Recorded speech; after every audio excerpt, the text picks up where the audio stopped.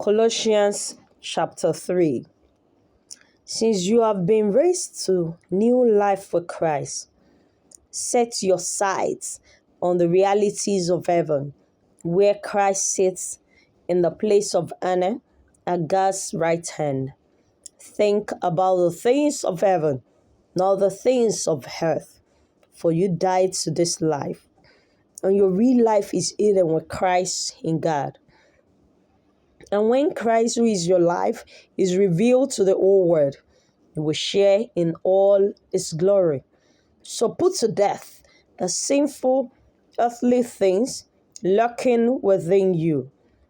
Have nothing to do with sexual immorality, impurity, lust, and evil desires. Don't be greedy, for a greedy person is an idolater, worshipping the things of this world. Because of these sins, the anger of God is coming. You used to do these things when your life was still part of this world. But now is the time to get rid of anger, rage, malicious behavior, slander, and dirty language. Don't lie to each other, for you have stripped off your old sinful nature and all its wicked deeds.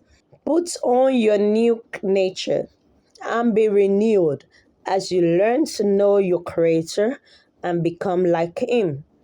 In this new life, it doesn't matter if you're a Jew or a Gentile, circumcised or uncircumcised, barbaric or uncivilized, slave or free. Christ is all that matters, and He lives in all of us. Since God chose you to be the holy people He loves, you must clothe yourselves with tenderhearted mercy, kindness, humility, gentleness, and patience. Make allowance for each other's faults and forgive anyone who offends you. Remember, the Lord forgave you, so you must forgive others. Above all, clothe yourselves with love, which binds us all together in perfect harmony. And let the peace that comes from Christ rule in your hearts. For as members of one body, you are called to live in peace and always be thankful.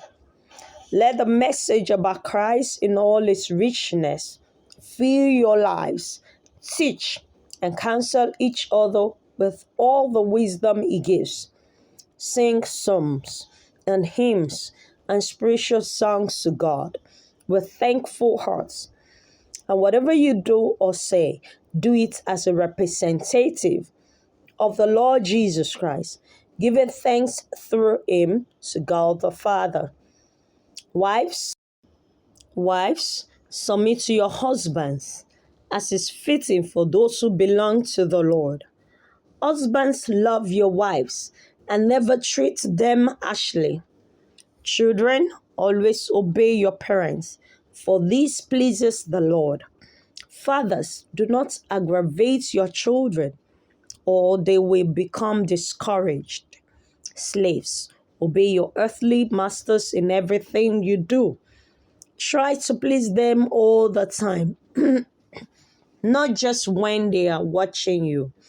Serve them sincerely because of your reverent fear of the Lord.